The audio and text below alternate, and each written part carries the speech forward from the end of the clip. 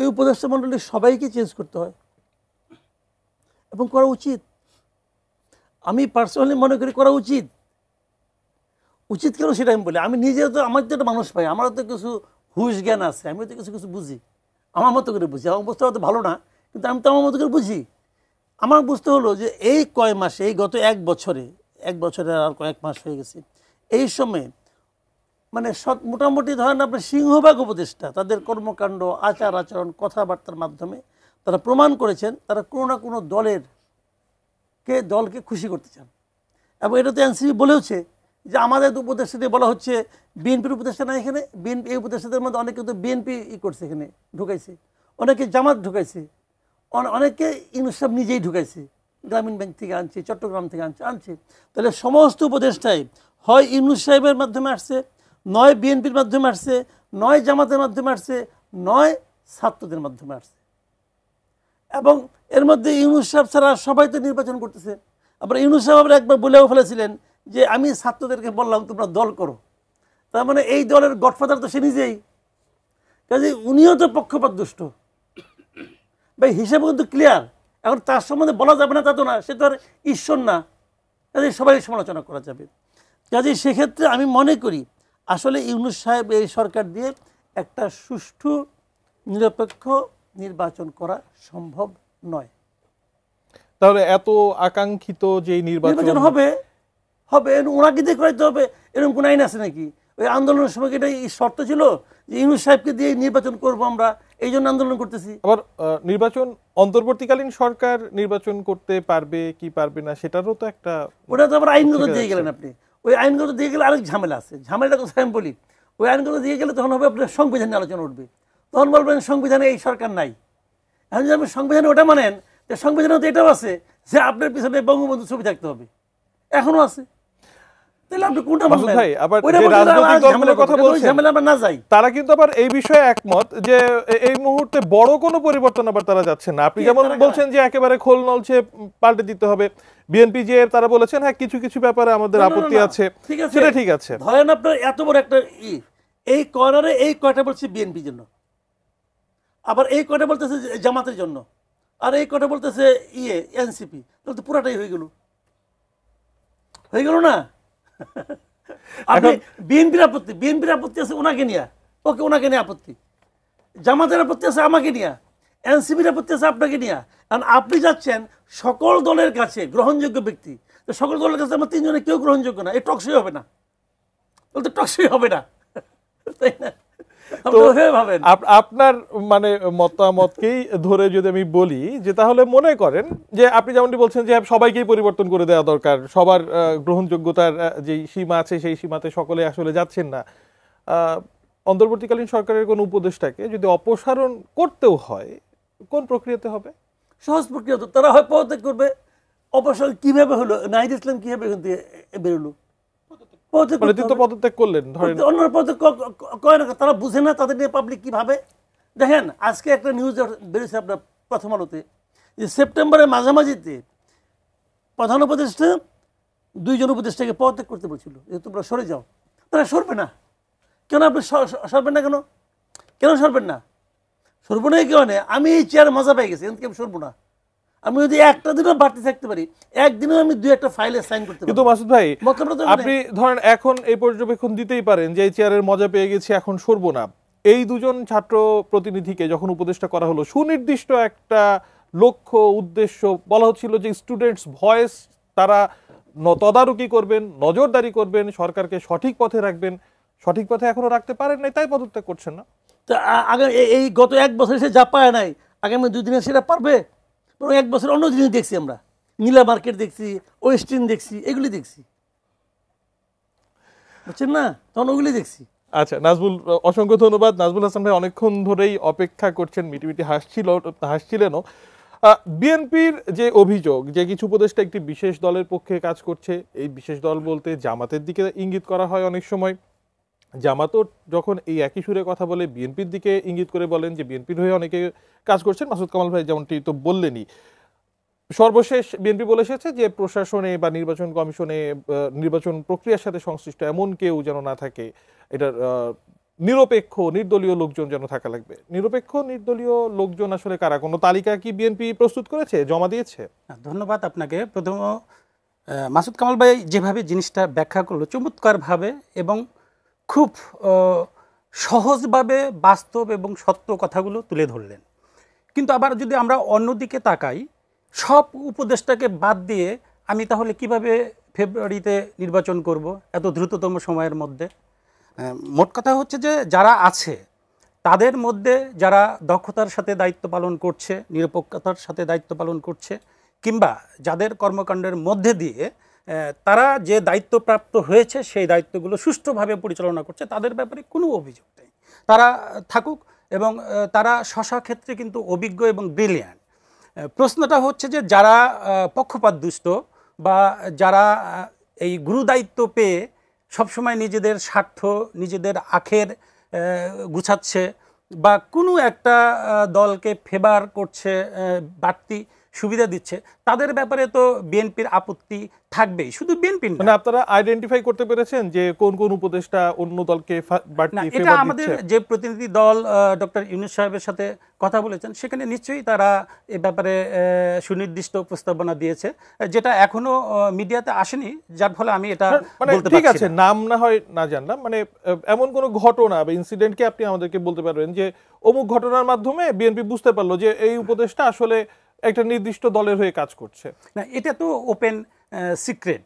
কোন কোন উপদেষ্টা কোন কোন দলকে ফেভার করে, তাদের পক্ষ হয়ে কথা বলে, তাদেরকে সাথে নিয়ে রাতে মিটিং করে, বা ওই ছাগল জবাই দিয়ে মাংস খায়, কে নীলা মার্কেটে যায়, কে ওয়েস্টিনে যায়, কাদের সাথে যায়, মানে এটা তো ওপেন তারা কি সিক্রেট। মানে বিএনপি যে অভিযোগ জামাতের পক্ষ থেকে বা তাদের প্রতি পক্ষপাতিত্ব করা হচ্ছে, বিমাতা সুলভ আচরণ করছে বিএনপির প্রতি, কোন একটা উপদেষ্টা ছাগল জবাই করে মনে করেন খেয়েই নিল, তো সেটাতে জামাতের প্রতি পক্ষপাতিত্ব কিভাবে হচ্ছে? না, জামাতের প্রতি পক্ষপাতিত্ব আপনারা একটু প্রশাসনিক যে মেকানিজম সেখানে একটু খোলা দৃষ্টিতে দেখেন যে এখানে কারা কারা বসে আছে এবং তারা কি কি কাজ করছে। মানে যে জিনিসটা আমরা জানি সেই জিনিসটা কিন্তু আপনারা জানেন না, আর সব জিনিসই কিন্তু মিডিয়ায় প্রকাশ করা যায় না।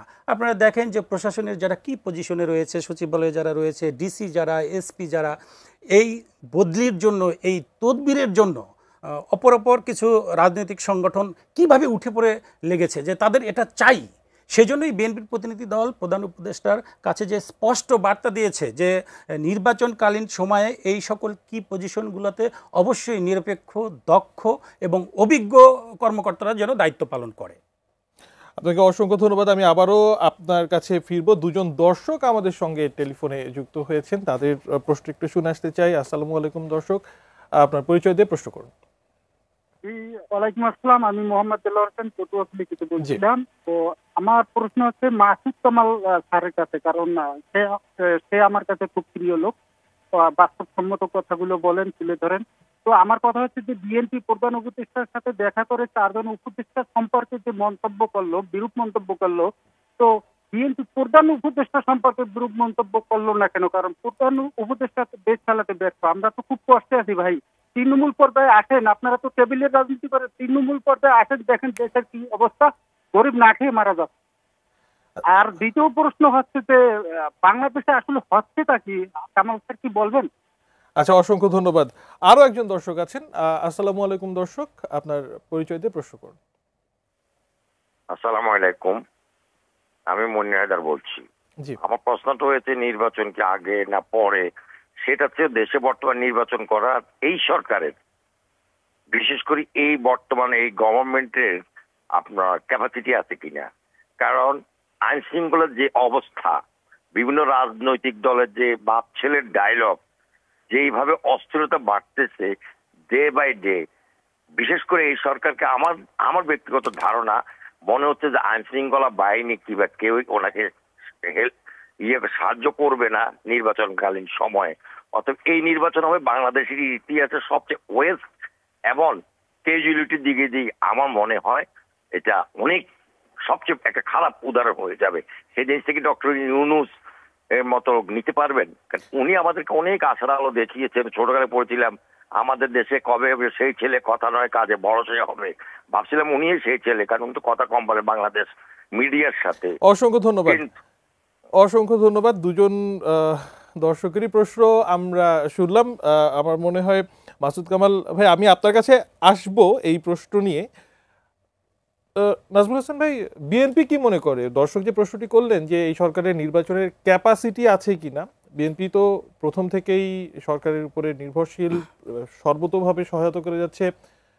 আপনারা কি মনে করেন, সুষ্ঠু নির্বাচনের ক্যাপাসিটি আদৌ আছে? বিএনপি সবসময় আশা করে যে একটি সুষ্ঠু এবং সুন্দর নির্বাচন হবে, কারণ আমাদেরকে তো আশা নিয়ে থাকতে হবে, হতাশাবাদী হলে চলবে না।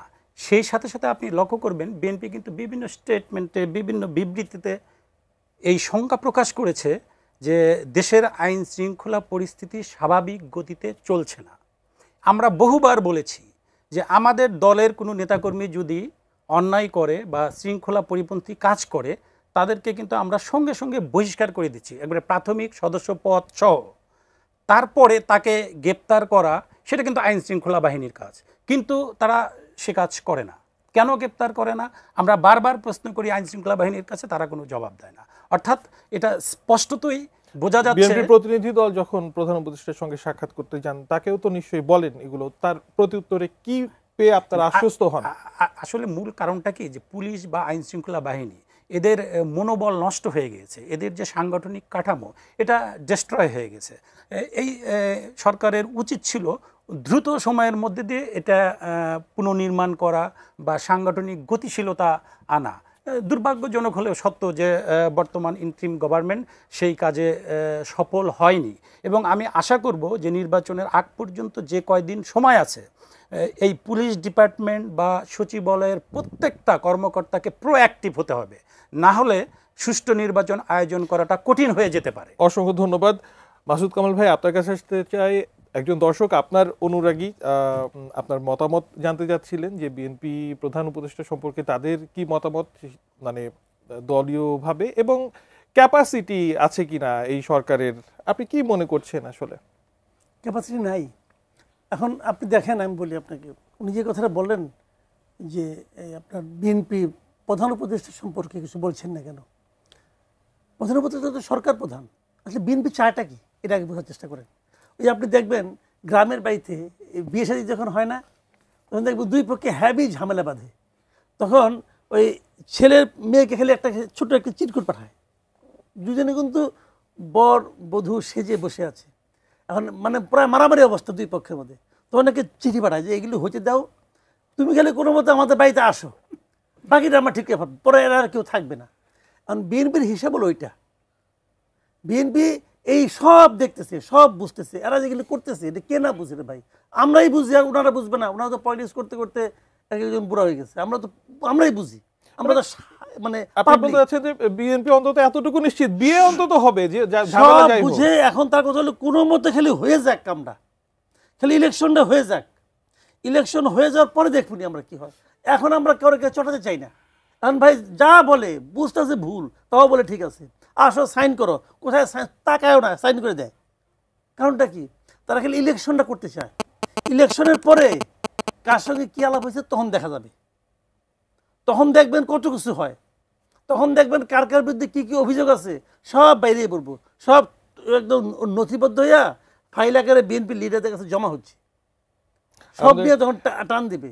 কাজেই তখন ইউনূস সাহেব যে খুব একটা আরামে থাকবে এটা আমি নিজেও মনে করি না। ভাই শুনেন, আমি বলি প্রকৃতির একটা বিচার আছে, ওই পরকালে বিচার হয় না, পরকালে বিচার হয়, ইহকালেই বিচার হয়। শেখ হাসিনা কোনদিন ভাবছিল তাকে এই দেশ ছেড়ে এভাবে যাইতে হবে? পতন তো সবারই হবে, যত লম্বা রাতি হোক, সকাল তার সময় হবে, কোনো সমস্যা নাই। কিন্তু সকালে আপনি ঘুমের থেকে উঠিয়ে দেখলেন যে ঝড় বৃষ্টি হচ্ছে, এটা হলো ভয়ঙ্কর। ওনার হচ্ছে তাই ভাবছিলেন উনি এভাবে যাইতে হবে। কি কারণে গেছে?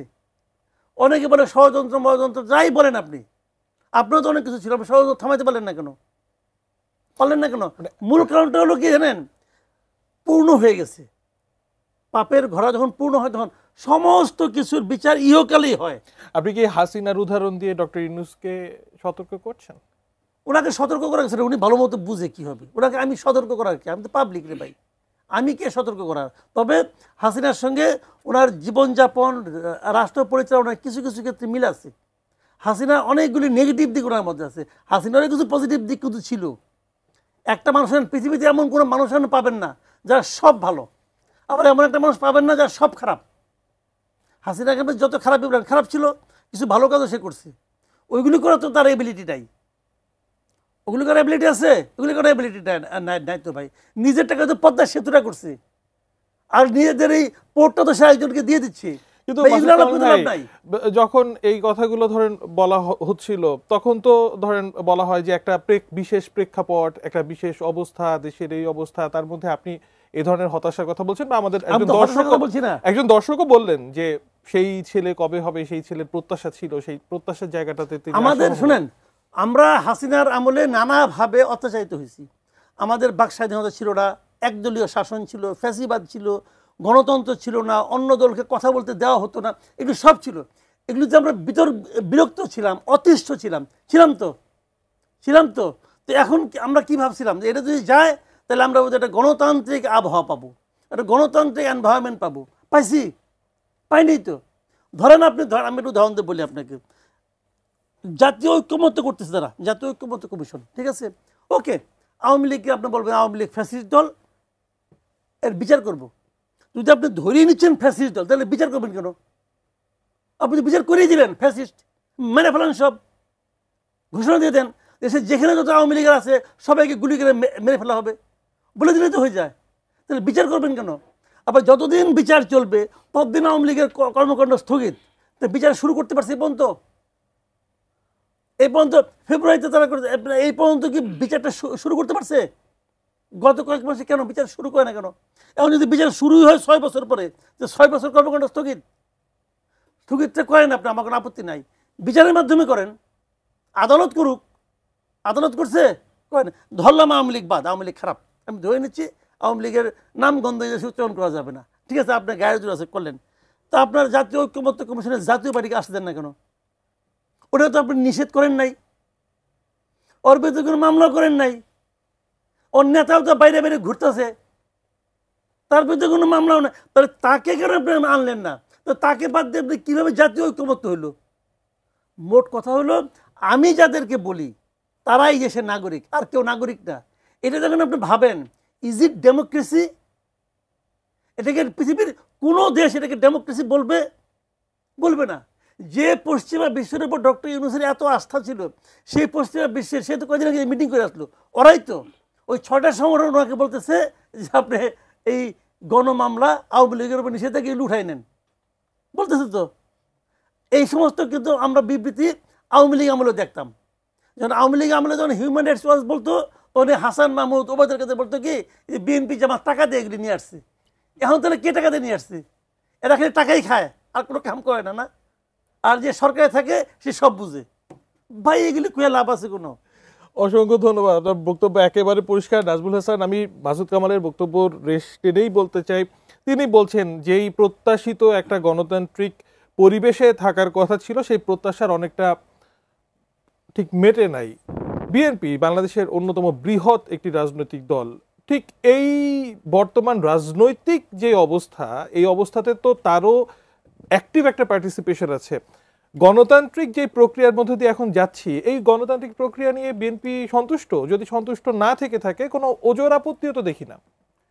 না, আমাদের কিছুটা প্রত্যাশা আছে যে ঠিকমতো ফাংশন করছে না সরকার যন্ত্র, কিন্তু তাই বলে আমরা হতাশ না। আমাদের বর্তমান ইন্টারিম গভর্নমেন্টের প্রতি পূর্ণ আস্থা আছে। আমরা আশা করি তারা সকলের সমন্বয়ে একটি সুষ্ঠু এবং সুন্দর নির্বাচন উপহার দেবেন।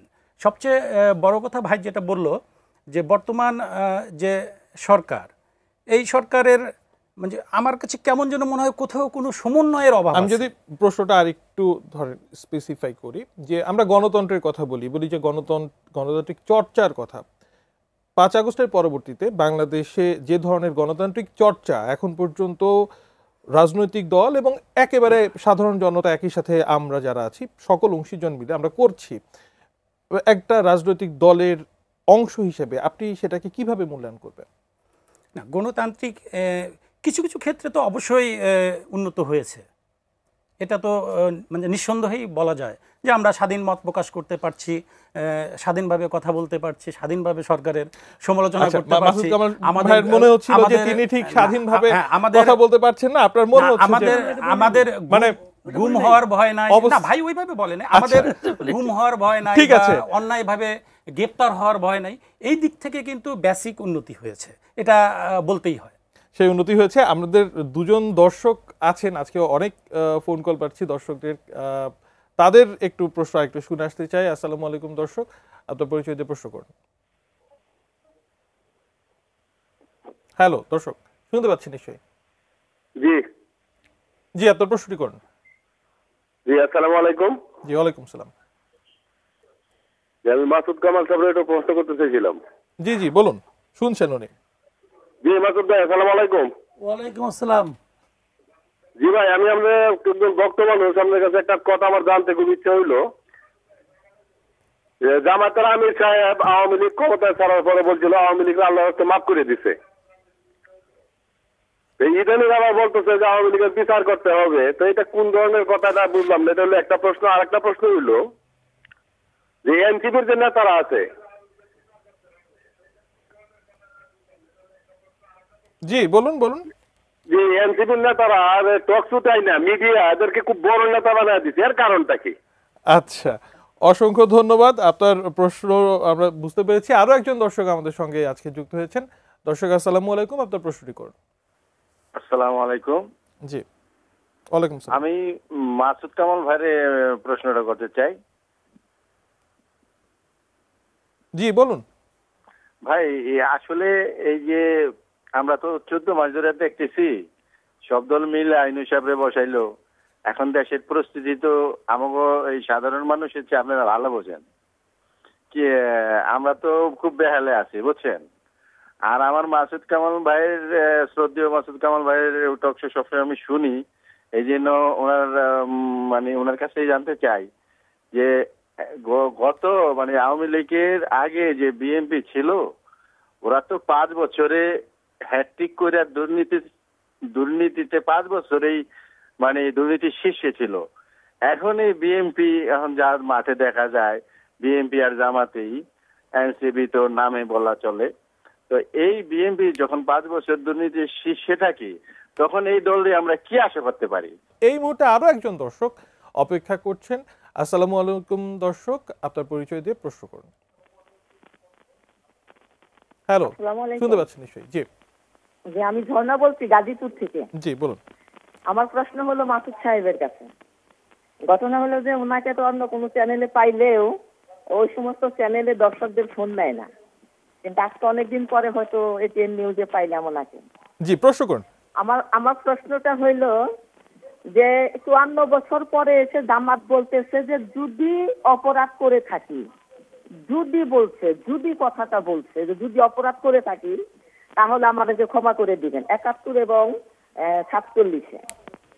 আমার প্রশ্নটা হলো যে এইটা যদি 5 বছর বা 10 বছর পরে শেখ হাসিনা এইটা যদি বলে যে যদি অপরাধ করে থাকি মানবতা বিরোধী, তাহলে আমাদেরকে ক্ষমা করে দিবেন, আমরা তারা রাজনীতি করতে পারবে কিনা ক্ষমা চেয়ে।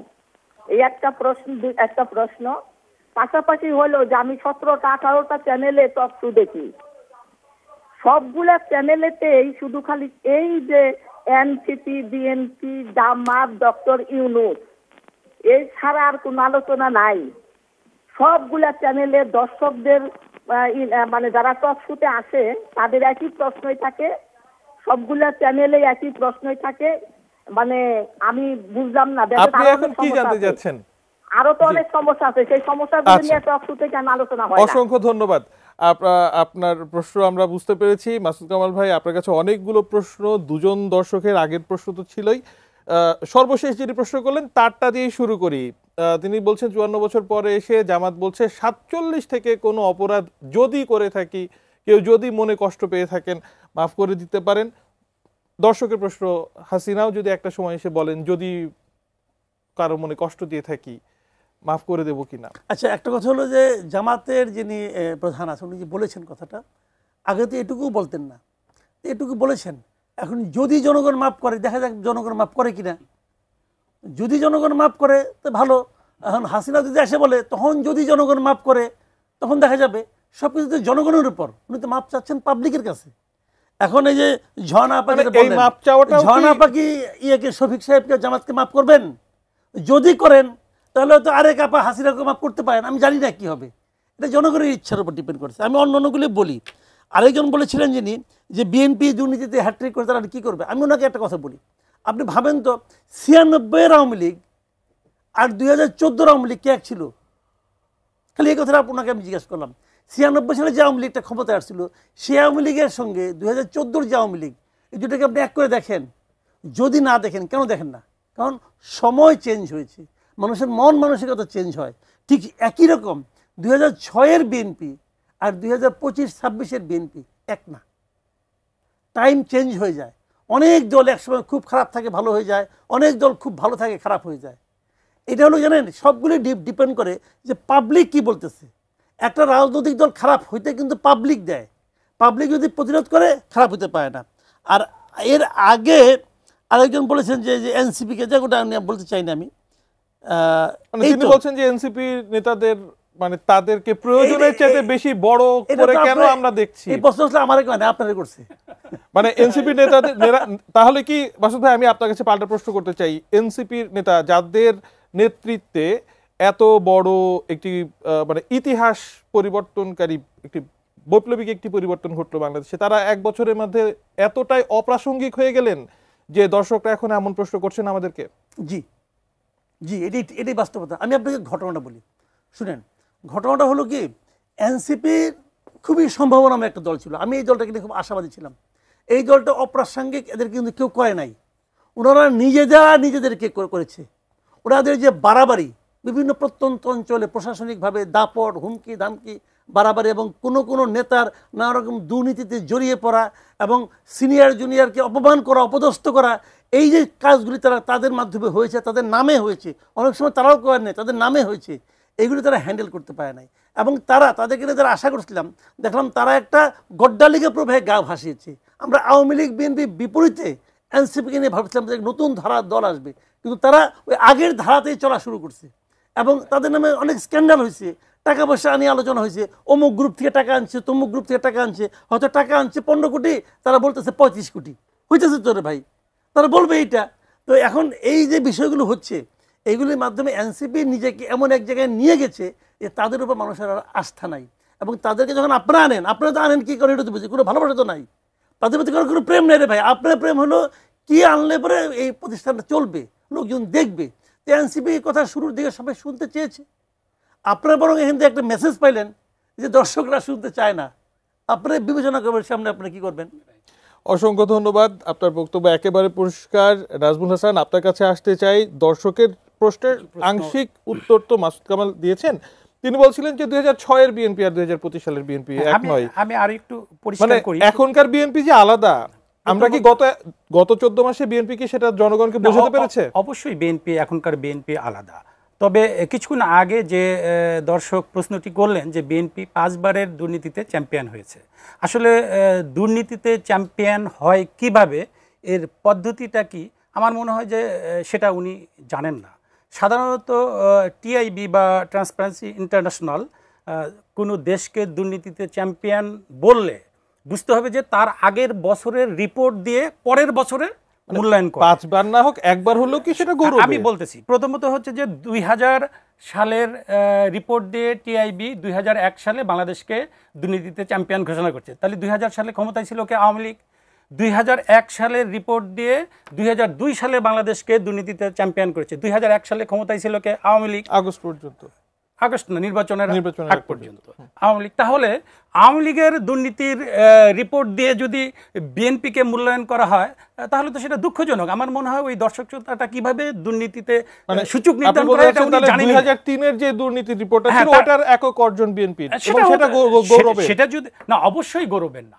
একজন দেশপ্রেমিক পলিটিক্যাল কর্মী হিসাবে এটা অবশ্যই আমাদের জন্য গৌরবের না। তবে সেই ভুল থেকে আমরা বের হয়ে আসার জন্য চেষ্টা করছি। আরেকজন দর্শক শ্রোতা যে প্রশ্নটা করলেন যে জামাতের আমির ক্ষমা চাচ্ছে, আসলে জামাতের আমির কিন্তু আজকেই ক্ষমা চায়নি। 5 আগস্টের পর এখন পর্যন্ত আমি যতটুকু জানি 4 থেকে 5 বার ক্ষমা চেয়েছে।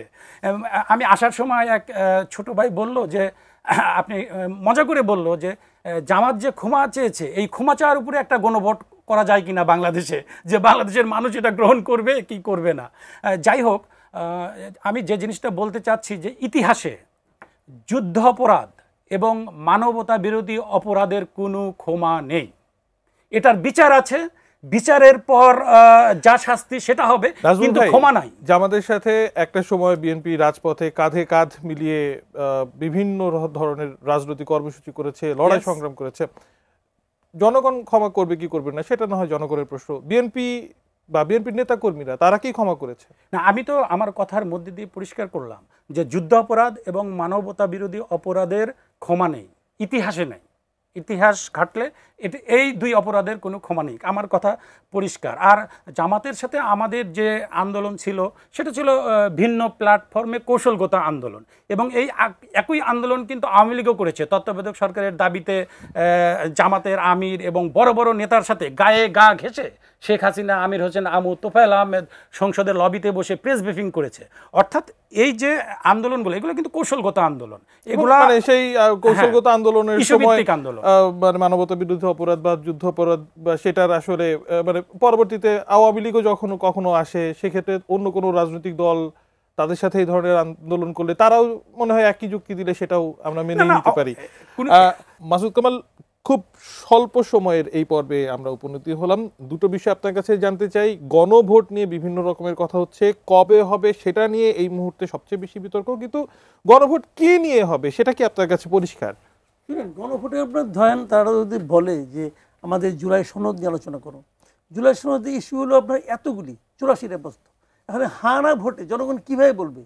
শুনেন, একাধিক প্রশ্নের উত্তর কেবলমাত্র হা নাতে দেওয়া যায় না। আমি একটা এক্সাম্পল দিয়ে বলি, ছোট্ট এক্সাম্পল। আপনাকে কেউ বললো অথবা আমাকে কেউ বললো, আপনার আমার কথা বলি, কারণ আমাকে আপনি বললেন ভাই আপনি যে আগে বউ পিটাইতেন এখনও কি পিটান? বলেন এই প্রশ্নের হানা কোনো উত্তর আছে?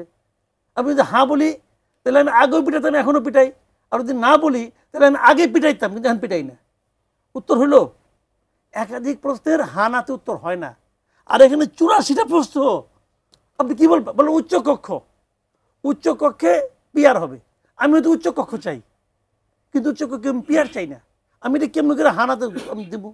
বুঝান আপনি আমার এটা একটা প্রশ্নই বললাম, একটা প্রশ্নই আপনি উত্তর দেন আমাকে। তাহলে হানা বা মানে গণভোটের ভবিষ্যৎ কি এক বাক্যে? গণভোটের ভবিষ্যৎ ভয়ঙ্কর, এটা আওলা বাজবে। আর তারও চেয়ে বড় কথা, এই গণভোটের কি মূল্য আছে? কি মূল্য আছে? গণভোট আপনি করলেন, হ্যাঁ জয়যুক্ত হইলো, ইলেকশনে মনে করেন বিএনপি আসলো, আমি কথায় কথা বলতেছি, ধরেন বিএনপি আসলো, বিএনপি কি বলবে? আমরা বাস্তবায়ন করবো যেটা নিয়ে আমি জনগণের কাছে গেছিলাম। সে জনগণের কাছে কি নিয়ে গেছিল? সে গেছিল 31 দফা নিয়ে। সে বলবো 31 দফার সঙ্গে যা যা মিলে ওইগুলি মিলামো, বাকিগুলি আলহামদুলিল্লাহ। অসংখ্য ধন্যবাদ নাজমুল হাসান। আপনার কাছে আসতে চাই, বিএনপির 31 দফার প্রশ্ন যখন আসলো, জুলাই সনদের প্রশ্ন স্বাভাবিকভাবেই আসে। প্রধান উপদেষ্টা আইন জারি করে জুলাই সনদ বাস্তবায়ন করবেন এমন বক্তব্যকে পলিটিক্যাল ইমোশন বলে উল্লেখ করেছেন সালাউদ্দিন আহমেদ। আমি জানতে চাই, জুলাই সনদ নিয়ে বিএনপির পলিটিক্যাল রিয়েলিটি অর্থাৎ বাস্তব চিন্তা কি? সেটা কি মাসুদ কামাল ভাই যেমনটি বললেন তেমনটি, নাকি অন্য কিছু? না, তেমনটি। আসলে জুলাই সনদ বিএনপি এখানে অংশগ্রহণ করেছে, আলোচনা করেছে এবং স্বাক্ষর করেছে। দ্যাটস মিন জুলাই সনদকে আমরা গ্রহণ করি। কিন্তু বিএনপির যে 31 দফা, আপনি 31 দফাটা একটু পড়ে দেখবেন যে ওই 31 দফার মধ্যেই কিন্তু জুলাই সনদের যে সংস্কার প্রস্তাব সেগুলো সন্নিহিত। জুলাই সনদের অনেক বছর আগেই বিএনপি 31 দফা দিয়েছে, যেই 31 দফার আলোকে যদি একটা দেশ গড়ে তোলা হয় তাহলে ওই জুলাই সনদের খুব একটা প্রয়োজন পড়ে না। মানে ক্ষমতা যাওয়ার পরে তাহলে ধরেন যেই দুইটা বই আগে বিএনপি হাতে নিবে, জুলাই সনদ আগে নিবে নাকি 31 দফা একসাথে যুগোৎপদ ভাবে চলবে? আচ্ছা, অসংখ্য ধন্যবাদ। একেবারেই শেষ মুহূর্তে শেষ প্রশ্ন মাসুদ কামাল ভাই আপনার কাছে। আপনি জানেন যে আজকে নির্বাচন সংক্রান্ত আইন, গণপ্রতিনিধিত্ব আদেশ সংশোধনের খসড়া চূড়ান্তভাবে অনুমোদন করা হয়েছে। সেখানে অনেকগুলো বিষয়ের মধ্যে একটা বিষয় বলা হচ্ছে যে যারা নির্বাচন করবেন তাদের আয় ও সম্পদের বিবরণী দাখিল করা হবে। প্রধান উপদেষ্টা ক্ষমতা গ্রহণের পর প্রথম সপ্তাহে জাতির উদ্দেশ্যে যে ভাষণ দিয়েছিলেন তিনি বলেছিলেন যে শিগগিরই তার উপদেষ্টা পরিষদের সদস্যদের আয় এবং সম্পদের বিবরণী জনগণের সামনে উপস্থাপন করবেন। আপনি আর কতদিন আমরা অপেক্ষা করব সেই সম্পদ বিবরণী পাওয়ার জন্য? আপনাকে কিয়ামত পর্যন্ত অপেক্ষা করতে হবে, কোনো লাভ নাই। প্রধান উপদেষ্টা বলছিলেন উনি নিজে দিচ্ছেন, অন্যদের লাভ বাদ দেন, উনি নিজে দিয়েছেন। কেন দেননি জানেন? দেওয়ার সুযোগ নেই, এই জন্য দেন নেই। দিলে পরে ধরা খাবেন, এই জন্য দেন নেই।